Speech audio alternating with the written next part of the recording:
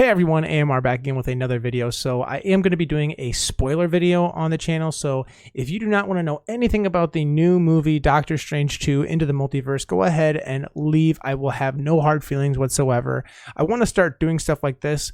I really wanted to do it with like The Batman, but I didn't get the chance to because I didn't think about it until way later after the fact.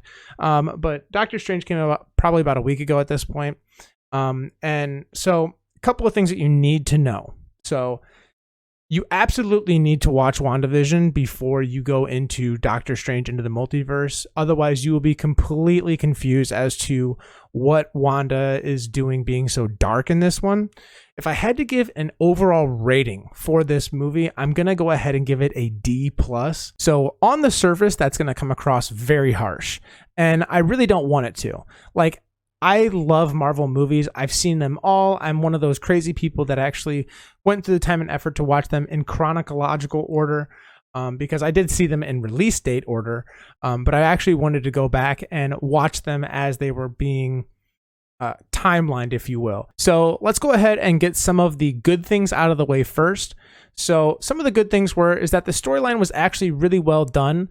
I liked the fact that they really harped on Scarlet Witch's powers. I feel like that was something that was really lacking. They introduced it kind of in Civil War when she first got her appearance into the Avengers. She was super powerful in that one. She was also kind of villainous, playing along the side of Ultron until the very end. If anything, I think it really kind of helped us cut ties with such a great character that has been with us for a really long time, honestly. The second thing that I have to go ahead and applaud them for was the ability to flip-flop between multiverses without feeling like completely lost. I actually went and saw the movie with my fiance. And her and I both felt like at the end of the movie that even though there was a bunch of jumping around between multiverses, that overall the film was doing a really good job at making sure that we were following somewhat of a logical path and understanding which multiverse we were in at a given point in time. And then the last thing that I want to go ahead and applaud them on is just the overall ability to enhance the relationship between Doctor Strange and Christine. So Christine is played by Rachel McAdams. She was in the first Doctor Strange movie, so it should be no surprise that she should be in this one as well. But again, this is a multiverse, so you are going to have their relationship get played out in a plethora of different ways. So you're going to have relationships where they actually are together, where they like really kind of fall apart pretty quickly, and then other relationships that kind of mirror their relationship as we know it today. So let's go ahead and get to the bad stuff. So obviously a D+ rating is pretty shit. I'm not going to lie.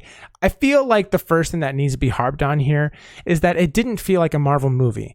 There was jump scares, there was a lot of gore, and honestly, it felt like I was watching a DC movie. It was very dark, very ominous, and overall, it just didn't have that happy-go-lucky humor at times that you kind of get that break with the Iron Mans and the Captain Americas.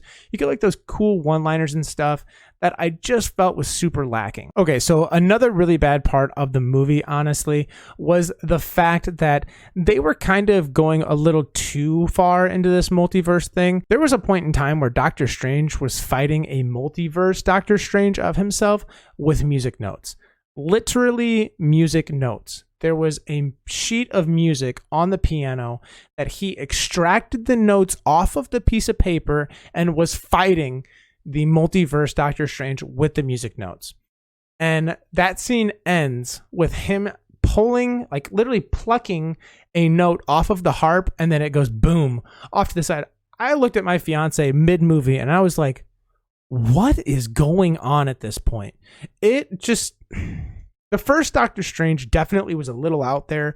It had a lot of strange, if you will, things going on, but this one was like not even comparable. I didn't even feel like I was watching a Marvel movie. The second thing that I think needs to be harped on quite a bit here is how the movie ends. I didn't really care for it. You kind of get a sneak peek into the turning of Doctor Strange. He has like this third eye that appears above his head, signifying that he is part of the Illuminati, and he might be going down a darker path due to him using some of those darker realm type book spells. That actually happens in the movie. It was a necessity for him to be able to dethrone Scarlet Witch, so we understood that that was going to happen.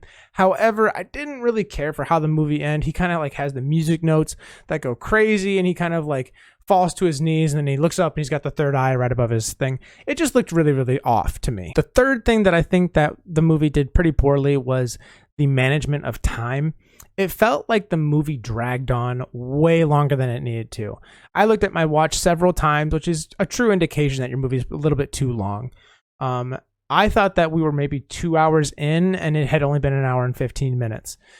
That just shows you that there's too much jumping around, or maybe the audience isn't fully engaged with your storyline. So there's a problem there. All in all, I think it is a little bit over 2 hours of a film, which could have probably been condensed down to about an hour 30.